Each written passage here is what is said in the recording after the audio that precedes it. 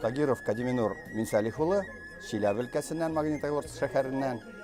Мына эшкөн без монда форумнарда булабыз.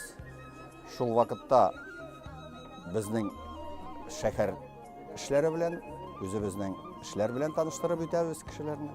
И калган өлкәләрдә нинди яңалыклар, нинди эшләр бар, бөтенесе белән шул яңалыклар белән танышырга әзерләнеп килдек. Мин Сайфуддинов Хабир Захруддин улы, Петряч районынан килдем. Җыйсы 8-9 Бөтен дөнья татар конгрессының киңәйтелгән утырышында катнашам. Менә килеп төштем, регистрация уздым. Хәзер менә милли үзәккә барырга хәзерләнәм. Аннан соң инде безнең обедтан соң башлана секциялар буенча эш. Мәктәп директоры буларак инде мин милли мәгариф секциясендә катнашачакмын.